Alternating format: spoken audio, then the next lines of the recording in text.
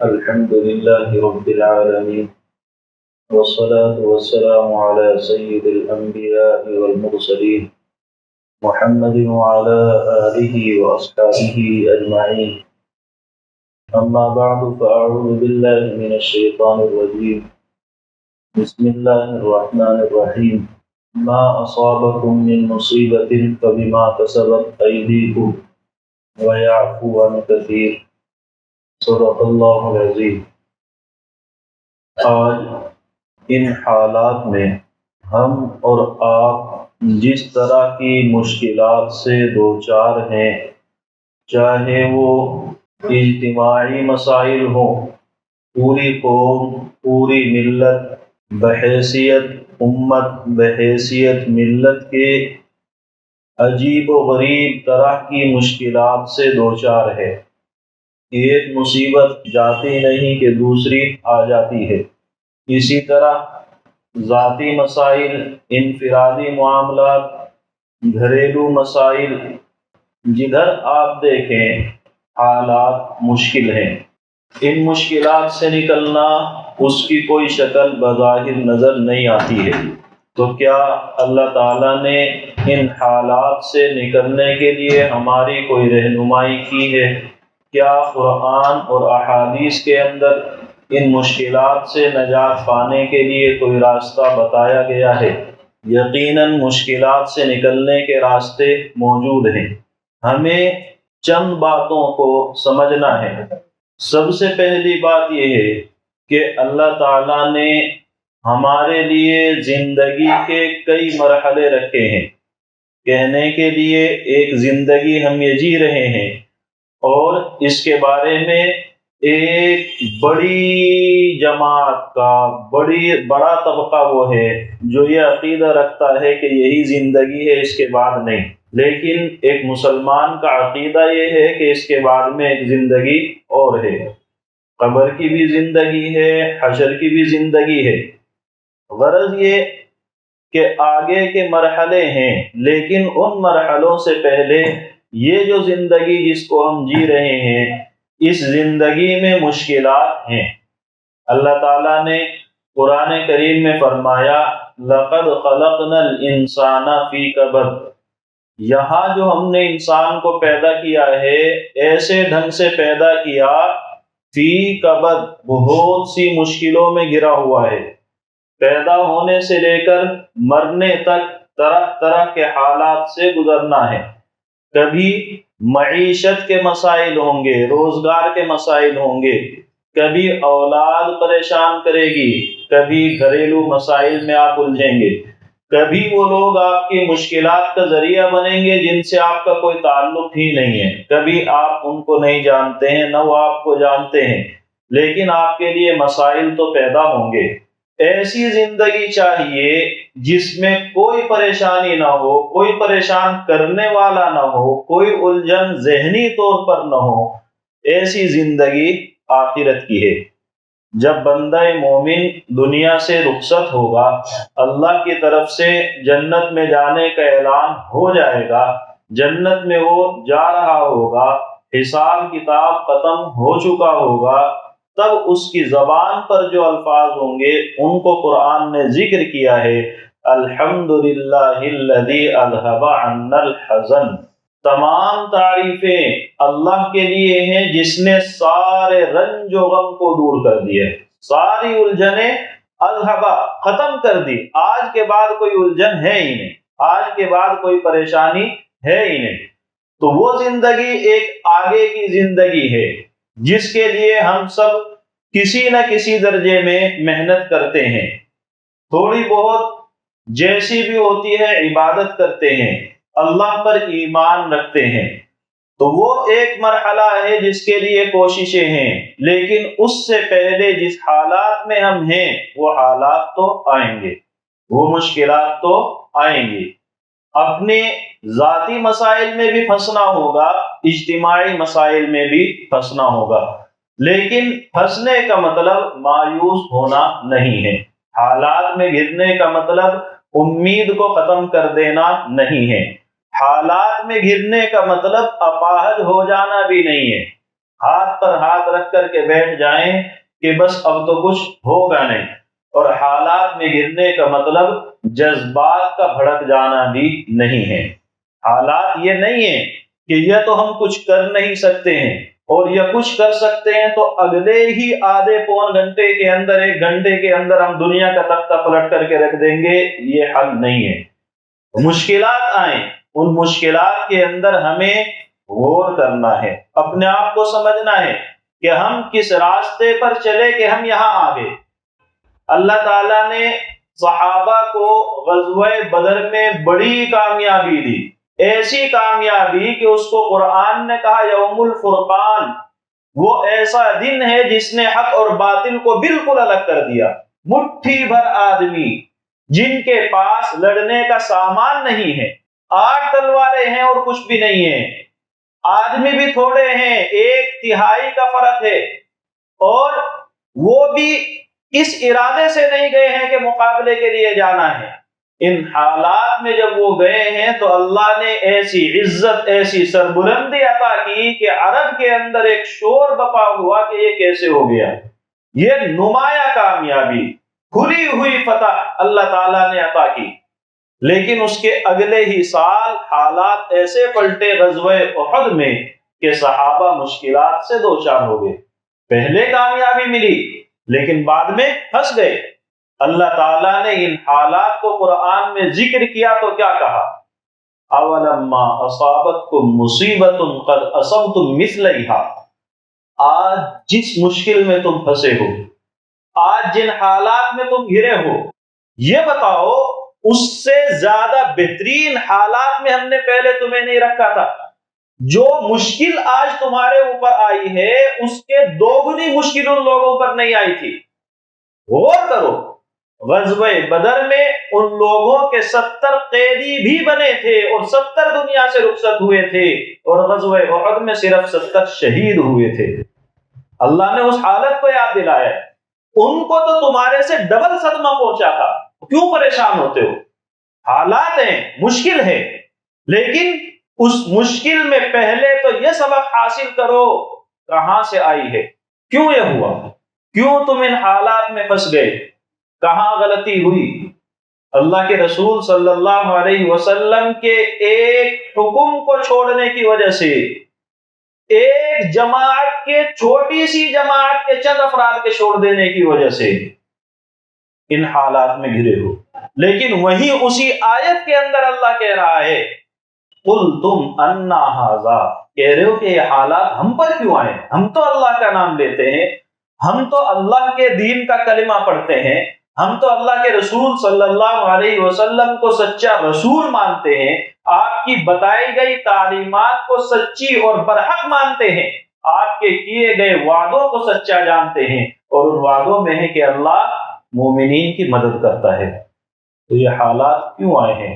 اے نبی آپ کہہ دیں ہوا من عند انفسکم، تمہاری وجہ سے آئی، تمہاری بدعمالیاں تھی، تمہاری غلطیاں تھی، تمہارے اپنے اعمال کو ٹٹولو، تمہیں سمجھ میں آ جائے گا کیوں آئے. اللہ کا وعدہ جھوٹا نہیں ہے. اللہ جب کہتا ہے کہ انتم الاعلون، تمہیں عزت دوں گا، اور اعلون کا مطلب ہوتا ہے سب سے بلند مرتبے پر تمہیں رکھوں گا، لوگوں کی نگاہوں میں کھٹکو گے، کھٹکتے رہو، پھر بھی عزت تمہیں دوں گا. لیکن شرط ایمان مضبوط ہونا چاہیے. اللہ نے جو کہا ہے اس پر یقین ہونا چاہیے، اللہ نے جو احکام دیے ہیں ان پر عمل ہونا چاہیے. ہے غور کر لیں، آپ کو سمجھ میں آ جائے گا. جب تک ہم اللہ کے حکم پر چلتے رہے، اللہ نے دنیا کے ہر خطے میں عزت دی تھی، اور جس دن ہم اللہ کے احکام سے منہ موڑ کر کے بیٹھ گئے ہیں اس دن سے حالات میں گرتے چلے گئے. آپ بنو اسرائیل کے حالات پڑھتے ہیں، بنو اسرائیل کے حالات میں کیا ملتا ہے؟ قرآن کی آیت ہے، حضرت موسیٰ علیہ السلام سے بنو اسرائیل کہتے ہیں فَاذْهَبْ أَنْتَ وَرَبُّكَ فَقَاتِلَا إِنَّا هَاهُنَا قَاعِدُونَ. موسیٰ علیہ السلام کو کہہ رہے ہیں آپ جائیں، آپ کا رب جائے. قوم عمالقہ سے جنگ کرنی ہے تو کون جنگ کرے؟ اے موسیٰ آپ جا کر کے کریں. اور کون کرے؟ آپ کا رب کرے. ہم بیٹھ کر کے صبر کر رہے ہیں. انہوں نے یہ بات زبان سے کہی تھی، آج کا مسلمان یہ بات اپنے عمل سے کہہ رہا ہے. کیسے؟ اے اللہ ہم مر گئے ہیں، ہمارے ساتھ میں یہ حالات ہے، ہماری مدد فرما. اللہ کہہ رہا ہے کہ بھئی نماز پڑھ لے، کہ ہاں انشاءاللہ پڑھوں گا. اے اللہ ہم مر رہے ہیں، بھوکے مر رہے ہیں، اللہ کھانے کو دے دے.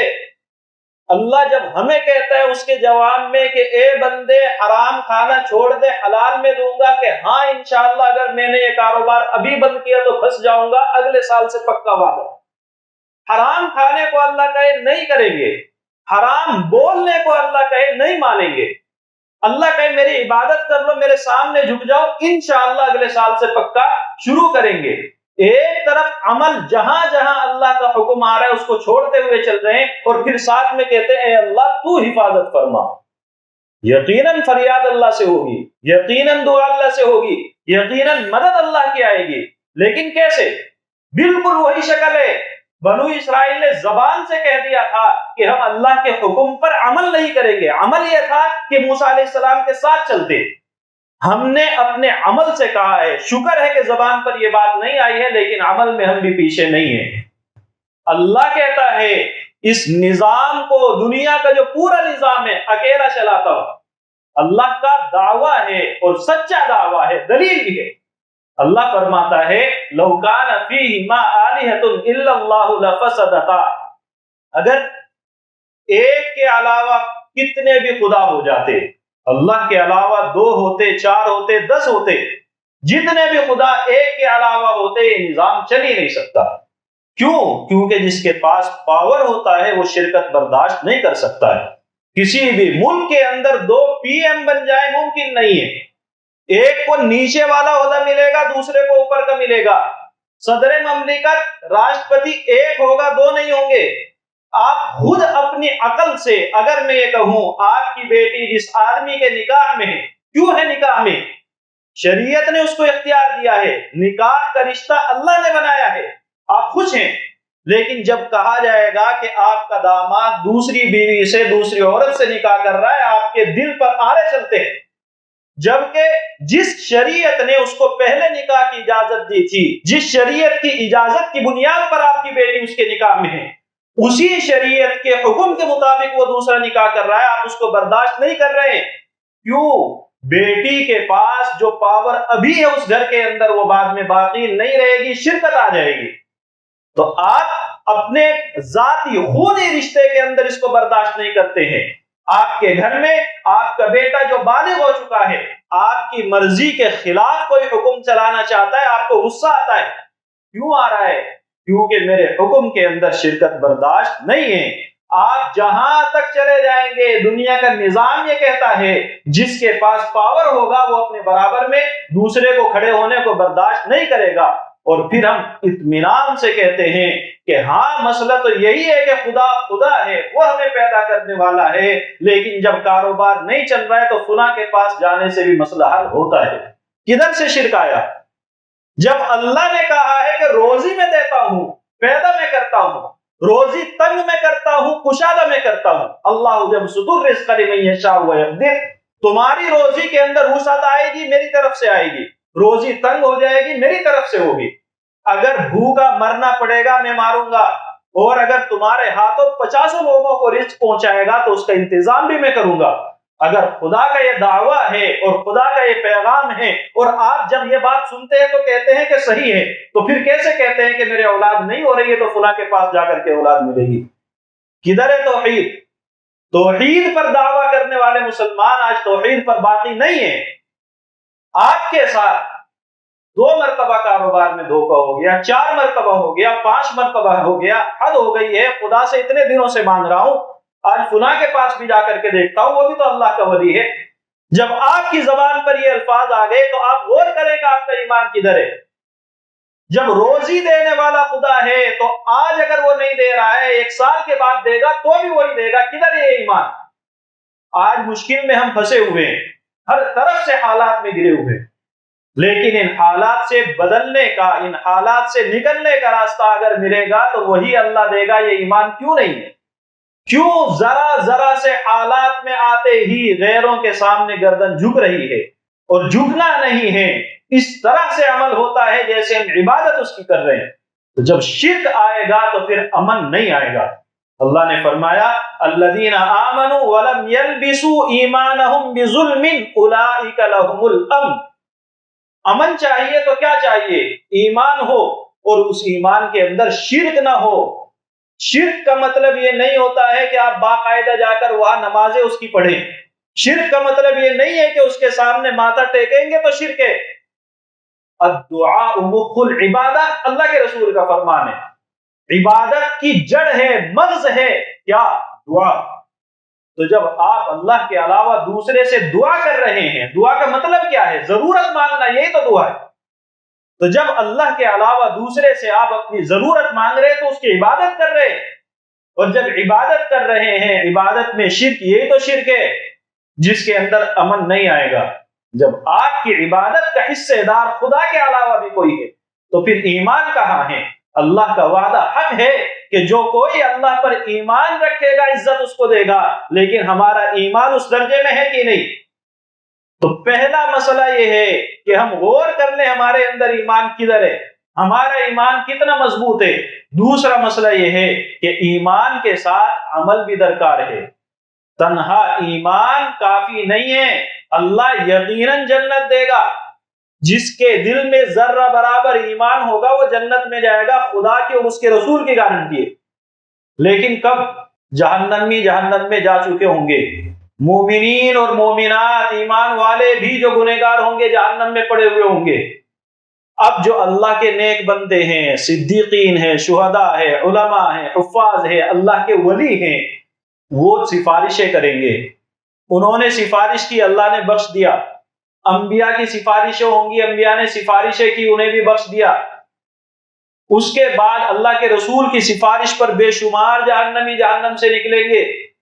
لیکن اس کے بعد کچھ لوگ ہوں گے جن کے دل میں ذرہ برابر ایمان ہوگا، ان کو جہنم سے نکالا جائے گا اور ان کو کہا جائے گا یہ اللہ کے آزاد کیے ہوئے ہیں۔ بڑا اعزاز ہے، لیکن اس اعزاز کو پانے کے لیے جو ایک مدت جہنم میں گزرے گی اس کو بھی تو جھیلنا ہے۔ آپ ایک منٹ کے لیے آگ کی تپش برداشت کر سکتے ہیں؟ اگر نہیں کر سکتے تو پھر اتنے لمبے زمانے تک جب یہ گروہ کے گروہ، یہ جماعتیں کی جماعتیں نکلیں گی تو ان جماعتوں کے نکلنے تک آپ جہنم کو کیسے برداشت کریں گے؟ اور جنت اور جہنم آخرت کا مسئلہ وہ ہوگا جس میں اللہ مومنین کی پوری حمایت کر رہا ہوگا، اس حمایت کے باوجود جہنم میں جانا ہے۔ تو پھر جہاں جہاں مشکلات کا اللہ نے پہلے اعلان کر رکھا ہے، ان مشکلات سے آپ کیسے بچ جائیں گے؟ ایمان چاہیے اور ایمان کے ساتھ عمل چاہیے۔ اللہ نے فرمایا من عمل صالحا من ذکر او انثى وهو مؤمن فلنحيينه حیاتا طیبہ۔ پرسکون زندگی چاہیے، مرد کو چاہیے، عورت کو چاہیے، جس کو بھی چاہیے کہ زندگی میں سکون آئے، جس کو چاہیے کہ حالات سے نکل جائے، جس کو چاہیے کہ مشکلات آئے تو اللہ پہلے سے دور کر دے یا اللہ دل کے اندر سکون دے دے، تو اس کو چاہیے ایمان کی حالت میں ہو اور عمل صالح کرے، نیک عمل بھی ہو اور ایمان بھی ہو۔ جب یہ دونوں چیزیں آئیں گی اللہ کی مدد آئے گی۔ جب یہ دونوں چیزیں آئیں گی آپ کے اندر اعمال مضبوط ہوں گے، اللہ سے تعلق جڑے گا اور اللہ تعالیٰ مشکلات سے کیسے نکلنا ہے خود سمجھا دے گا۔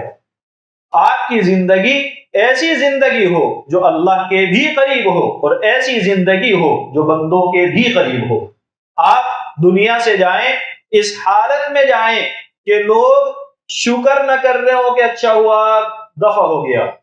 اللہ کے رسول صلی اللہ علیہ وسلم کے سامنے سے ایک جنازہ گزرا، آپ نے فرمایا اس بندے کی دو حالتوں میں سے ایک ہے، یا تو یہ دنیا کی پریشانیوں سے آرام پا کر کے جا رہا ہے، اور یا پھر یہ جا رہا ہے تو لوگوں کو آرام مل رہا ہے۔ صحابہ نے اس کی تفصیل جاننا چاہی تو اللہ کے رسول صلی اللہ علیہ وسلم نے فرمایا العبد المؤمن یستریح من نصب الدنیا۔ جو نیک بندہ ہوتا ہے، اللہ کا بندہ ہوتا ہے، اللہ کے احکام پر عمل کرنے والا ہوتا ہے، وہ جب دنیا سے جاتا ہے تو ان الجھنوں سے نجات پا جاتا ہے۔ روزی کمانا خود ایک محنت کا کام ہے اور اس روزی کا صحیح استعمال کرنا دوسری محنت کا کام ہے۔ گھر والے اگر بہت اچھے اخلاق کے مالک ہو پھر بھی الجھنے ہیں، ان ساری الجھنوں سے نجات پا کر اللہ کی آخرت کی نعمتوں میں جا رہا ہے۔ کب؟ اگر ایمان اور اعمال صالحہ کے ساتھ جا رہا ہے۔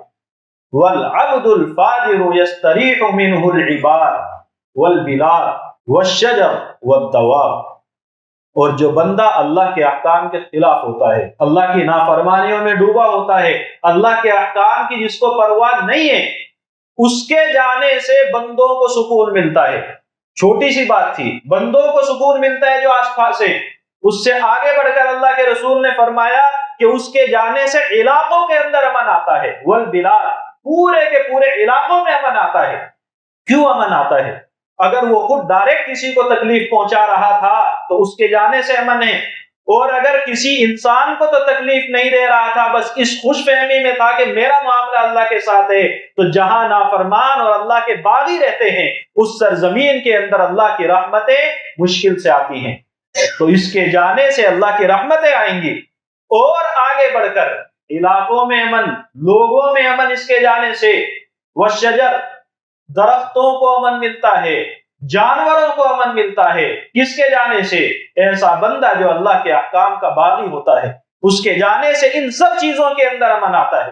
یہ وہ الفاظ ہیں جو ہمیں ہمارے ایمان کے ٹٹولنے کو کہتے ہیں، لیکن اسی حدیث کی اور آگے تشریح کریں تو یہ الفاظ، اللہ کے رسول کا یہ فرمان ہمیں سبق یہ دیتا ہے، اگر آپ کو آج کے دور میں امن چاہیے تو آپ جس علاقے میں ہیں، جس جگہ بھی رہتے ہیں، وہاں کے لوگوں کے لیے راحت کا سامان فراہم کریں۔ آپ غیروں کے ساتھ ہیں، اپنوں کے ساتھ ہیں، آپ کے ساتھ رہنے والے کو آپ سے فائدہ ہونا چاہیے۔ فائدہ ہونے کا مطلب یہ نہیں ہے کہ دولتیں لٹائیں، فائدہ ہونے کا مطلب یہ ہے کہ معاشرے کا ایسا فرد بنے کہ اس معاشرے کے لوگوں کو آپ سے کسی نہ کسی درجے میں فائدہ ہو۔ کم سے کم یہ ہے کہ آپ کے ہونے سے اس کا سکون برباد نہ ہو۔ جب آپ ایسی زندگی گزاریں گے، جب آپ اپنے پڑوسیوں کے حقوق کی پاسداری کریں گے، جب آپ ان کو راحت اور سکون پہنچانے کی فکر کریں گے، جب آپ کی گاڑی کی پارکنگ لوگوں کے راستے کو نہیں روکے گی، جب آپ کے بچوں کا شور و شرب اور آپ کے گھر کے اندر ہونے والے بےہودہ جھگڑے لوگوں کے گھروں کے سکون کو خراب نہیں کریں گے، تو پھر لوگوں کو آپ سے الجھنیں نہیں ہوں گی۔ پھر جب آپ ان کے لیے راحت کا سامان فراہم کریں گے، وہ کل یقیناً اگر بے غیرت نہیں ہیں تو وہ بھی آپ کے لیے راحت اور سکون کے لیے انتظام ضرور کریں گے، وہ ضرور آپ کا ساتھ دیں گے۔ لیکن کب؟ آپ کے اندر ایمان ہو، آپ کے اندر اللہ پر یقین ہو، اللہ ہر حال میں میرے ساتھ ہے۔ اللہ کے رسول صلی اللہ علیہ وسلم جب سفر کرتے ہیں ہجرت کا، اور غار کے اندر آپ موجود ہیں اور آپ کے دشمن آپ کے سر پہ پہنچے ہیں، تو اس وقت کیا الفاظ ہیں؟ حضرت ابو بکر الجن میں ہیں، اللہ کے رسول فرماتے ہیں لا تحزن ان اللہ معنا، حالات جو بھی آ جائیں، دشمنی انتہا درجے کو پہنچ جائے، تب بھی اللہ ہمارے ساتھ ہے، گھبراؤ نہیں۔ یہ یقین کے ساتھ نکلنے والے الفاظ ایسے تھے کہ اللہ ان دشمنوں کے چہروں کو پھیر دیتا ہے۔ حضرت موسیٰ علیہ السلام سفر میں ہیں، پیچھے سے فرعون پورے لشکر کے ساتھ آ رہا ہے، اور اتنا بڑا لشکر، اور وہ لشکر جو اب تک مسلط رہا تھا، جس کا خوف پہلے سے دل میں، اور آگے دریا ہے، پیچھے سے لشکر ہے، نکلنے کا کوئی راستہ نہیں ہے۔ الحمدللہ ہمارے لیے اتنے مشکل حالات ابھی نہیں آئے ہیں، نکلنے کے راستے موجود ہیں۔ آپ جب صحیح ڈھنگ سے شریعت کو سمجھیں گے تو آپ کو معلوم ہو جائے گا، ابھی بھی نکلنے کے راستے موجود ہیں۔ ان کے لیے راستے موجود نہیں تھے۔ اس وقت میں بنو اسرائیل کی زبان پر یہ آیا کہ ہم تو پکڑے گئے ہیں، انا لمدرکون۔ موسیٰ علیہ السلام کی زبان پر پھر یہی لفظ ہے، ان معی ربی سیہدین، میرے ساتھ میرا رب ہے، وہ ضرور راستہ نکالے گا۔ جب یہ یقین تھا، اللہ نے دریا میں ویسے راستہ نکالا جیسے آج تک کی سائنس بھی راستہ نہیں بنا سکتی۔ پانی کے اوپر پل بنا کر، پانی کے نیچے سرنگیں بنا کر کے راستہ بنانا آسان ہے، پانی کو دونوں طرف جوں کا تو کھڑا کر کے اور بیچ میں خشکی پیدا کر دینا، یہ اللہ کا وہ کمال ہے جو آج سے پہلے کبھی نہیں ہوا، اس وقت سے اور اس کے بعد کبھی نہیں ہوا ہے۔ تو اللہ انتظام ایسے کر دے گا کہ آپ سوچ بھی نہیں سکتے ہیں۔ اللہ تدبیریں ایسی کرتا ہے کہ اس کی تدبیروں کے سامنے کسی کی چال، کسی کا مکر و فریب ٹک نہیں سکتا ہے۔ لیکن آپ کی ذمہ داری ہے کہ توکل اللہ کی ذات پر ہو، آپ کی ذمہ داری ہے کہ ایمان اللہ کی ذات پر ہو، اور ساتھ میں غیرت کا تقاضا یہ ہے کہ اللہ نے جب ہمیں حکم دیے ہیں تو ہم ان احکام پر عمل کریں۔ اللہ کے احکام ہیں نماز پڑھنے کے، بہت ہی افسوس کے ساتھ اور اس یقین کے ساتھ یہ بات کہنی پڑ رہی ہے کہ کوئی عمل پھر بھی نہیں کرے گا۔ رمضان گزرا ہے، رمضان کے اندر مسجد کے اندر صفے کی صفیں بھری ہوئی ہیں، اور رمضان کے گزرنے کے ساتھ ہی ہماری نمازیں پتہ نہیں کہاں گئی۔ ایسا لگتا ہے کہ ہم عبادت اللہ کی نہیں کر رہے تھے، ہم عبادت رمضان کی کر رہے تھے۔ حضرت ابو بکر صدیق رضی اللہ عنہ نے اللہ کے رسول صلی اللہ علیہ وسلم کے دنیا سے رخصت ہونے کے وقت کیا کہا؟ اللہ کے رسول جب دنیا سے رخصت ہوئے ہیں تو اس وقت میں فرماتے ہیں جو محمد کی عبادت کر رہا تھا اس کی عبادت کی اللہ کو ضرورت نہیں ہے، اور جو اللہ کی عبادت کر رہا تھا اللہ حی اور لا یموت ہے، اللہ زندہ ہے، کبھی اس کو موت نہیں آئے گی، تو تمہاری عبادتیں باقی رہنی چاہیے، تمہاری نمازیں پوری زندگی کے لیے ہے۔ اللہ نے فرمایا وَاعْبُدْ رَبَّكَ حَتَّى يَأْتِيَكَ الْيَقِينُ، موت جب تک نہیں آ جاتی تب تک نمازیں فرض ہیں، لیکن ہماری نمازوں کے حالات کدھر ہیں؟ آپ غور تو کریں، جب اس طریقے سے اللہ کے احکام کو ٹھکرائیں گے اور پھر یہ کہیں گے کہ اے اللہ مدد، تو آپ غور کریں کہ اللہ کے ساتھ کس طرح کا تعلق آپ رکھتے ہیں۔ اللہ تعالی ہم سب کو سمجھنے کی اور عمل کرنے کی توفیق عطا فرمائے۔